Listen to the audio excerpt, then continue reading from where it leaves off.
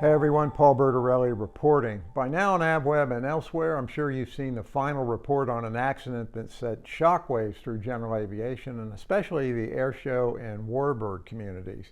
It was shocking because the pilot was 72-year-old Dale Snodgrass, a retired naval aviator of enormous accomplishment. He came of age on the F-14 Tomcat and was the highest time pilot in that aircraft by far. He was popular on the airshow circuit for jet acts including an F-86, the Paris jet, and the famed Grumman piston cats. He was well known and well respected. I interviewed him in 2010 and I'll put a link in the description.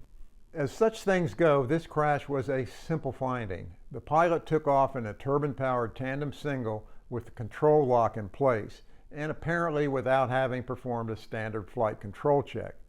The airplane pitched up sharply, departed controlled flight, and crashed near the runway. The disconnect here is painful. How could such a thing happen to such an experienced pilot? This is the most mundane of accident causes. If you know anything about naval aviation, you know that its safety culture is unique because it has to be. Operating aircraft off carriers is among the most hazardous flying imaginable, and the Navy is good at it because it instills pilots with a disciplined approach to procedures. Before a jet launches on that cat stroke, it gets a full control check from every angle, every time. The Navy puts multiple eyes on everything, films a lot of it, and reviews it for potential shortfalls, something we do little of in general aviation. As a product of that culture, Captain Snodgrass had a reputation for being careful with preparation and pre-flights. But he wasn't without sin either. He landed an F-86 gear up in 2006 during airshow practice and was once disciplined by the Navy for over-aggressive flying. Nonetheless, he didn't survive that many years of high-risk flying by being consistently careless, which is why the accident was such an attention-getter, including the eyes of NTSB Vice Chairman Bruce Landsberg, who sent me a note after the finding, and we set up the interview you're about to see. A word on the airplane. It was a CM Marchetti 1019B, which is essentially a Cessna L1901 fitted with an Allison 250 turboprop. About 90 of them were built for the Italian Air Force in the late 1960s. During our conversation, Vice Chairman Landsberg will not mention Captain Snodgrass by name, which is NTSB custom. Instead, the accident is referred to by location, which was Lewiston, Idaho. And in a way, the name doesn't really matter anyway, since Snodgrass could be said to represent an archetype of a highly experienced pilot who dies in a crash because of inexplicable carelessness. If you expect some hidden gotcha here, something you've never heard or seen, or something new and different, well, forget it. The simple takeaway for those of us who aren't Top Gun graduates, and maybe even those who are, is that nothing enforces discipline more than a checklist, even for pre-flighting. All of the crashes that we deal with are bad news for somebody, and some of them are, well, most of them are pretty much things that we have seen before, and this one falls into that category. What makes it unique is the nature of the pilot. And I think everybody would agree that he was an exceptional pilot. And so then we look at this, and one of the things in NTSB is we talk about attribution bias. Are you familiar with that? Yeah, but go ahead and explain it because it's something I think that everyone, by the very nature of it, would deny having had it, but will recognize it when it's described. Of course. So attributional bias is a fancy way of saying, I would never do anything like that. If it happens to me, it's bad luck. If it happens to you, it's because you're a dummy. And in this case, I think that's going to be a pretty tall stretch for any of us to be able to make that statement based on the pilot's qualifications. And as you and I have discussed, the military is very good about prepping people for working in high-risk environments. Not that we consider flying necessarily a high-risk environment, although it certainly can be. And the fact that this incident occurred under what I think most of us would agree are benign circumstances, then you get to thinking, okay, so how am I vulnerable in all of this? And there are 4 different ways that you can address problems. First is with training, and we all understand about that. The pilot was superbly trained. Next, we talk about procedure. Well, in our airplanes, that's following the checklists and doing everything in a certain way, the same way every time to make sure we don't miss anything. The third item is supervision. And in general aviation, we generally don't have that. When you have a multi-pilot crew, then you can have a pilot monitoring and a pilot flying. And then the last item, which is, I think, very effective, but it can't stand on its own, is engineering the problem out of the system. That's what has given us all of our automation and the tremendous technological improvements that we enjoy in our aircraft. In this case, we had 3 of those items. There was a procedure checklist to follow. There was absolutely training, although in this case, the pilot was new to the aircraft. If I recall correctly, he had about 20 hours in this particular airplane. Now you might think, well, this is a very simple airplane compared to what he has flown in his career. And that's true, but simple airplanes can be just as dangerous or even more dangerous than the more sophisticated ones because they don't have all of the systems. In airliners and in business jets, we have takeoff configuration alarms and things like that that aren't going to let you get generally to this point. Hold that thought because we'll come back to it in just a minute.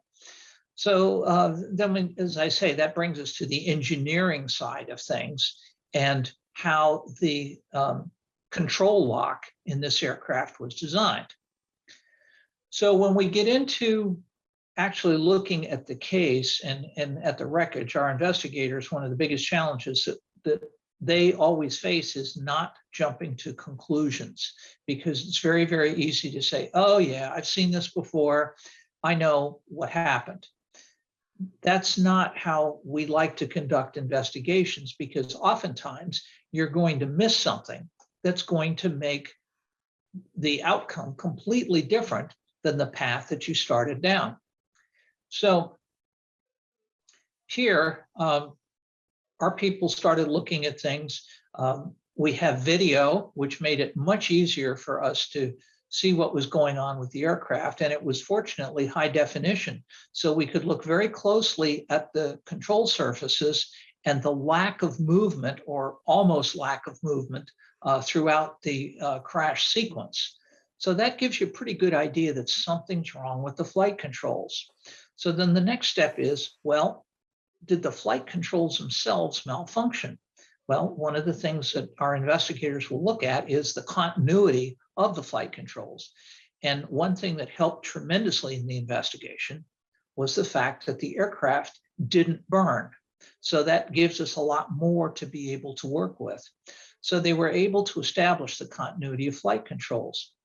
So then looking at the wreckage itself, the way the aircraft landed, the floor of the aircraft was horribly deformed because of the impact forces. And had the control lock been locked into the floor as it would be in a flight condition, that is, that it's not engaged, the control lock would have suffered significant damage along with the rest of the floor. That isn't what they found. They found that the control lock was in almost perfect condition, and it had only twisted about 90 degrees as a result of the rudder pedals moving, because it connects to the rudder pedals and to the control stick. But if you look in the docket, and to people who like to study accidents, most of us just read the accident report. But if you really want to get into things, you go to the docket, and there are some pictures in there that show exactly how this control lock was positioned. I'll place those pictures on as you're talking here. Yeah, absolutely. And so if you look at the pictures, you can see how when the control lock is locked up, it in position, it's not anywhere near the floor, so it doesn't get damaged in the crash sequence. And secondly, which is of great interest to me from a human factors perspective, is that it is perfectly in line with the control stick. So if you weren't looking closely, you wouldn't even see it. Now, every airplane that I know of in the checklist, if you have a checklist, I'm thinking of your Cub, Paul, and my days in J3 flying. There isn't much of a check, but controls free and correct is one of those absolutely essential things that we use every single time. And hopefully you do it either before engine start or right after engine start. You box the controls, that is, move them to the full extent of their movement to make sure that everything is as it should be. And oh, by the way, it would be good to look out the window to see that the ailerons are going the way they're supposed to and that the elevator is doing what that is, and especially after maintenance, because things sometimes have a probability of getting wired backwards, if you will. One point I'll insert here that I think is important is that some of the early speculation from people familiar with this airplane said that when the control lock is installed, it locks the stick and it also locks the rudder pedals, so he wouldn't have been able to taxi with the control lock in place, so it couldn't have been a control lock. But in fact, that was not true. That our people looked at that as well, and apparently it most certainly wasn't. So, we get into all of the technology of all of this and so forth. And the thing that it brings to me is that there are certain things that we have to do procedurally every time we fly. And that's sort of what jumped out at me, because I was thinking, I fly a fair amount these days, and, I'm comfortable in my aircraft. I spend a lot of time in it. But the point to remember is that any aircraft can create a severe problem for you on very short notice. Most of the time we have a chain of events that goes along. In this case, the chain was really short and it manifested itself very quickly. So there are a few things: setting the fuel on the wrong tank, having the aircraft improperly trimmed, or leaving the control lock in place, that are going to put you right off the end of the runway very, very quickly. If you look at the report, and I don't remember if it's the report or the docket, the investigators interviewed another pilot who said the same thing happened to him. He didn't actually see the lock in place, and he got airborne and then suddenly realized, oh, this is bad, and was fortunately able to disconnect it before the airplane hit the ground. So this is not completely unknown. From an engineering perspective, I would say, it would be nice if we made those control locks a little more visible. Well, which now leads. Go ahead. You probably can't say this as an NTSB vice chairman, but I can. The design of that control lock is horrible. It almost is a setup for this kind of accident. And I'll show the picture again. When you look down on that from where you're sitting, you can't see it unless you're really looking for it. And the ends of the control lock that engage with the rudders would be away from your feet, so you wouldn't necessarily feel it. And the rudders would operate sufficient to be able to taxi. I can say it. I think it's a poor design. And yeah, it works when everything falls into place exactly. But we have to design things so as much to get the human factor out of the accident chain of events. And I like to say that you design these things for the bottom. We should design aircraft for the bottom half of the bell-shaped curve. We can't say this about this pilot. He was at the absolute tippy top of the curve. Correct. So that doesn't apply. So I think there are some real takeaways. One other thing, while we're discussing control locks, and I don't want to let the opportunity get away from us. You may recall some years ago a Gulfstream G4 went off the end of the runway at Bedford, Massachusetts, because the control lock was left in place. And the crew was they never checked it on the checklist. We had a cockpit voice recorder and a flight data recorder that survived the crash. And they never checked controls free and correct. Now, Gulfstream, to their credit, had designed the aircraft so that if you didn't disengage the control lock, you could only advance the throttles or thrust levers to a fast taxi level. You would not get anywhere near enough power to get the airplane moving very quickly. Unfortunately, the interlock failed. So, the fail-safe system failed. Now, what are the odds of that happening? The other thing that we found go ahead. Well, it's one of those beyond the 10 to the minus ninth, isn't it? I mean, I'm sure the engineers at Gulfstream said this couldn't possibly fail. How could it fail? But yet it did. We have seen numerous other engineering failures, which I think we're all familiar with here, that people were pretty sure couldn't happen, and they did. So I'm a firm believer in Murphy's Law in that regard. So the other thing that we did, remember, we're talking about procedure. On the Bedford crash, we went back and looked at the flight data recorder, and this particular recorder was recording literally hundreds of flights. This crew made a habit of not checking the control lock. So the term is normalization of deviance, I guess, or accepting, the fact that, we don't need to do that. This is just wasting time and so on. And the point that I see out of all of this is there's a reason why we have the procedures that we do, and 999 times out of 1,000, it won't make any difference. You're wasting your time. Don't bother. And that one time, it will make a difference and it will save your life. Well, that leads to the natural question. Both you and I looked at this, the summary of the accident. Now I've looked at the docket in detail. I've looked at the probable cause, and there's really no doubt in the probable cause. This is a human failure accident or human factor accident to the kind of a pilot you would least expect it to happen to. This is a naval aviator, thousands or hundreds of traps aboard aircraft carriers, and the Navy has a good safety record, and they do that by having a very consistent, disciplined safety culture.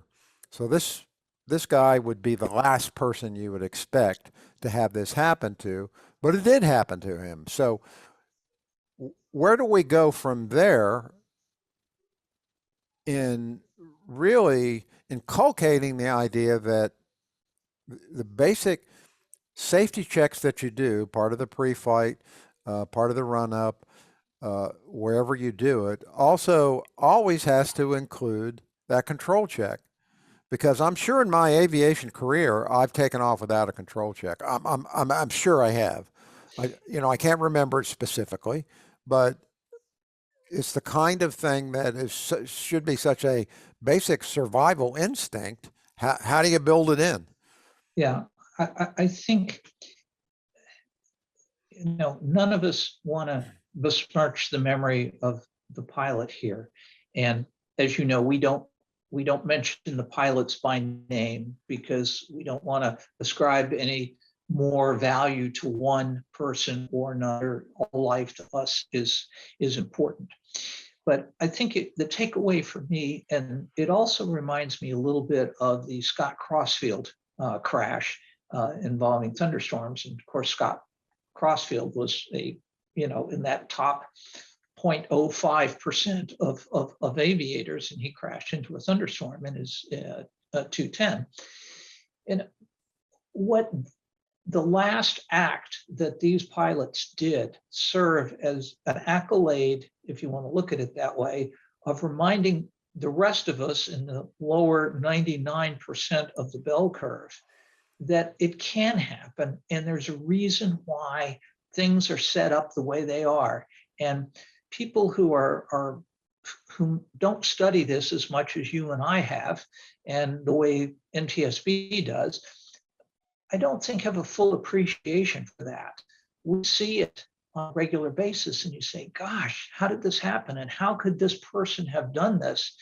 And I know for me, I will never look at a control lock check or making sure control's free and correct in the same way ever again.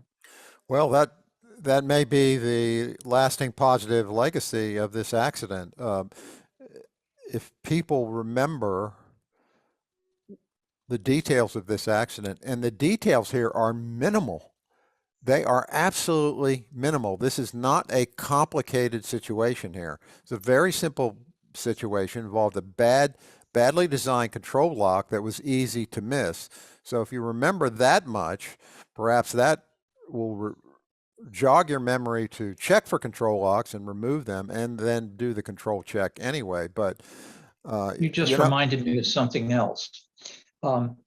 We periodically will fish somebody out of the weeds because they used a bolt or a rusty nail in place of a missing or damaged control lock. And I think we can all agree that sometimes the new equipment's pretty expensive to replace, but there's, again, I won't argue the price on these things, but I will say you have to have a good control lock that will make it very, very difficult for you to overlook. There's a reason why the equipment is designed the way it is. And when you start freelancing on some of this stuff and say, oh, I'm better than that, I don't need to. As I say, I wouldn't say regularly, but probably every year or so, we'll come across a crash where somebody used a makeshift control lock. And you think, the cost benefit analysis just doesn't work.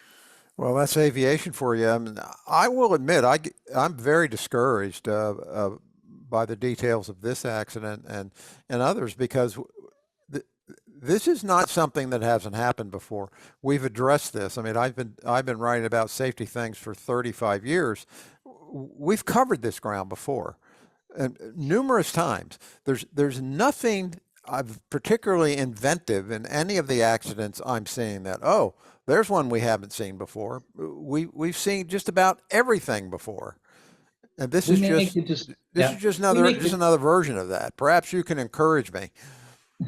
We make the distinction between crash and accident. This was something I learned when I came to the board. And when you ask people, they think they're generally synonymous. They're not. An accident is something that's unforeseen and unpredictable. A crash is something we know what happened, we know why it happened, and we know how to prevent it. And in all of the modes that we investigate, highway, rail, marine, aviation, 99% of what we investigate are crashes. We've seen it before, we know how to prevent it. I guess I would also respond to your frustration in the fact that we always have new people coming in. When we talk about the old, bold pilot thing, the old pilots, with some exceptions, have generally learned either vicariously or directly that things can go wrong, and they can go wrong pretty quickly. And so you need to get to this point. Unfortunately, some of the things we see on YouTube and some of the things that the local airport wizard says, oh yeah, you don't have to worry about that. It's not a problem. And you have young pilots who are susceptible to that and impressionable. And they think, oh yeah, I can get away with this. I'm too good for this to happen. That's that attribution bias that we talked about in the beginning. Yeah, of course, this pilot wasn't one of those guys. He wasn't. And that's maybe the point. That's the spooky part in a way, because, there, but for the grace of God, for sure. I had interviewed him, and in the intro to this, I'll give his name. I realize that the board doesn't do that, but I'll Right. set up the details of this accident. And he was well known, well respected, and I think it really has sent shockwaves through the aviation community, and especially the airshow community.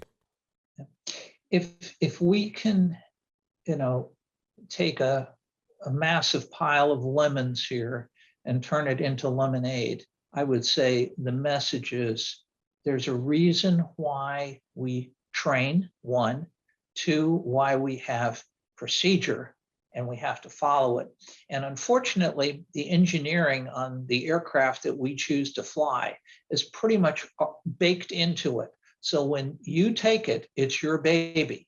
So that means the training and the procedure has to really kick in, and you have to be pretty focused about all of this. And that's another thing. We talk about not flying when you're distracted or whatever it happens to be. And we get complacent. Airplanes are easy once you've learned the basics of what's going on. But I like to think of an airplane sort of like a chainsaw. And not too many people misunderstand the risk of a chainsaw. And I think we have to look at our airplanes sort of like chainsaws. All right. Well, with that interesting analogy, we'll wrap it up. Vice Chairman Bruce Landsberg of the National Transportation Safety Board, thanks for the insight and thanks for reaching out. Thanks very much, Paul, and safe flights to you. Thanks. Same to you.